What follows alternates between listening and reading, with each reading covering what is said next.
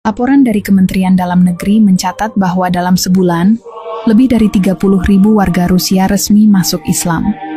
Jumlah ini terus bertambah setiap pekan. Hanya dalam waktu sebulan, setelah pernyataan resmi Vladimir Putin sebagai seorang Muslim, suasana ibu kota Moskow berubah drastis. Bukan hanya dari sisi politik dan pemerintahan, tapi juga dalam keseharian masyarakat. Suara azan mulai terdengar dari pengeras suara masjid yang dulunya nyaris tak berfungsi. Orang-orang yang tadinya malu mengaku Muslim kini mulai berani berjalan dengan gamis dan jilbab di jalan-jalan utama. Masjid-masjid penuh sesak saat waktu sholat Jumat. Bahkan di tengah kota, taman-taman dan alun-alun yang dulu digunakan untuk konser dan festival kini sering dipenuhi orang-orang yang menggelar sajadah. Wajah Rusia perlahan-lahan berubah. Kota-kota yang selama puluhan tahun dikuasai budaya barat mulai tampak lebih Islami. Restoran mulai menyajikan makanan halal, dan toko-toko alkohol mulai ditutup satu persatu dengan perintah langsung dari presiden. Putin tidak hanya diam di balik meja kekuasaan, ia turun langsung ke lapangan. Dalam satu kunjungan ke wilayah Kazan, ia mendatangi sebuah sekolah Islam yang sederhana.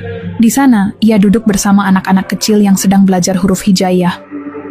Tanpa kamera media, tanpa sambutan berlebihan.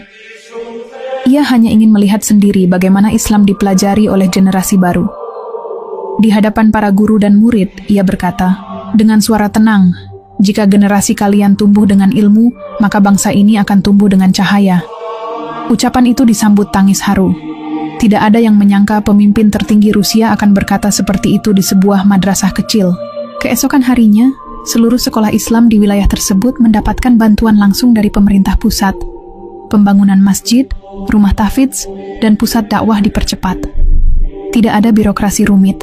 Semua proses berjalan lancar atas perintah langsung dari Putin. Namun tentu saja, perubahan seperti ini tidak bisa memuaskan semua pihak. Gereja-gereja besar mulai kehilangan jemaahnya. Banyak yang tidak datang lagi ke misa mingguan. Bahkan beberapa pendeta mengakui dalam diam bahwa mereka mulai meragukan apa yang selama ini mereka ajarkan. Tapi mereka tidak bisa bicara terlalu keras, karena setiap kali ada pendeta yang mencoba menyuarakan perlawanan, mereka akan dipanggil ke istana. Dan setelah itu mereka memilih diam atau meninggalkan Rusia. Salah satu peristiwa yang mengguncang terjadi di gereja Santo Petrus di pusat Moskow. Gereja itu dikenal sebagai salah satu yang tertua dan paling berpengaruh. Di sanalah selama ini upacara keagamaan besar negara dilakukan. Namun, malam itu suasana berubah mencekam. Putin datang tanpa pemberitahuan. Ia masuk ke dalam gereja bersama beberapa pengawalnya.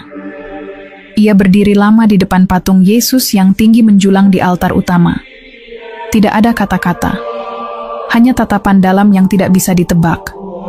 Lalu, ia menoleh ke arah salah satu pendeta dan berkata, "Apa yang kalian sembah bukanlah Tuhan, ini patung, dan kalian tahu itu." Tanpa menunggu jawaban, ia memberi isyarat. Patung itu ditarik jatuh oleh petugas keamanan. Suaranya menggema ke seluruh sudut gereja.